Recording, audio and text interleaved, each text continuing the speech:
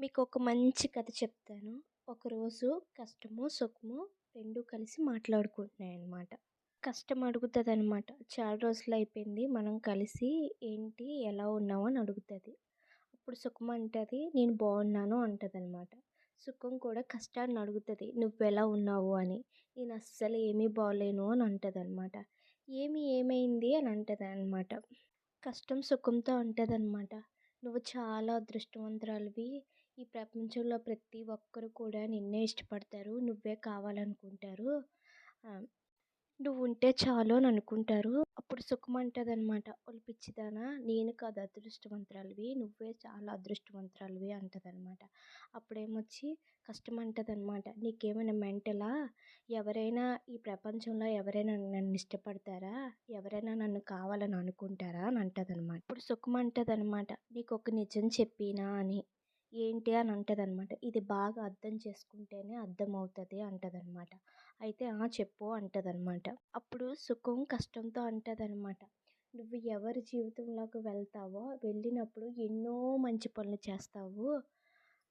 ఒక కష్టం వచ్చినప్పుడే కదా నీ వాళ్ళెవరో బయట వాళ్ళెవరో ఒక మనిషికి గుర్తు చేస్తావో, ఒక కష్టం వచ్చినప్పుడే కదా ఆ మనిషిలో టాలెంట్ ఏదో బయట పెట్టి నెక్స్ట్ ఏం చేయాలని ఆలోచిస్తాడు. ఒక కష్టం వచ్చినప్పుడే కదా ఏది మంచో ఏది చెడో ఆలోచిస్తాడు. ఒక కష్టం వచ్చినప్పుడే కదా ముందు ఆలోచనలతో ఉంటాడు. నువ్వు ఆళ్ళ జీవితంలో ఉన్నప్పుడు ఎన్నో మంచి పనులు ఒక మనిషికి నేర్పుతావు. కానీ నేనెవరి జీవితంలోకి వెళ్తానో, ఎవరైతే నన్ను కోరుకుంటారో వాళ్ళ జీవితంలోకి నిజం చెప్పాలి అంటే వాళ్ళు సుఖం కోరుకున్నప్పుడు అంటే నేను వాళ్ళ జీవితంలోకి వెళ్ళినప్పుడు కావాల్సిన వాళ్ళని, బంధువుల్ని, బంధాల్ని అన్నీ మర్చిపోతారు. సుఖంలో ఉన్నప్పుడు మనం చేసే పనే అది కదండీ! ఇంకా కాక వాళ్ళ జీవితంలో నేను ఉన్నప్పుడు ఏవి కూడా గుర్తుపెట్టుకోరు. అదీ కాకుండా అంతకన్నా ముఖ్యమైనది వాళ్ళ జీవితంలో నేనున్నప్పుడు వాళ్ళకి వాళ్ళే మర్చిపోతారు.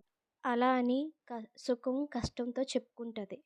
సో, మనకి ఈ కథ ఏం చెప్తుందంటే ఏదైనా మనకు ఒక కష్టం వచ్చినప్పుడు అమ్మో! నాకే ఎందుకొచ్చిందని బాధపడకుండా ఏదైనా మన మంచికే అనుకున్నప్పుడే మనం ఇంకా చాలా నేర్చుకోవచ్చు.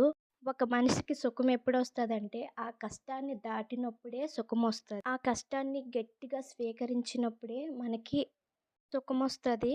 ఇప్పుడు సుఖం కష్టానికి ఎలా వివరించిందో అవన్నీ మనకు తెలుస్తాయి. మన వాళ్ళెవరో తెలుస్తది.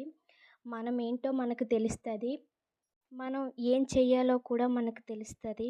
ఈ కథలో నీతి ఏంటంటే, మనం సుఖం కన్నా కష్టాన్ని నమ్ముకుంటే మనకెప్పుడూ మంచే జరుగుతుంది.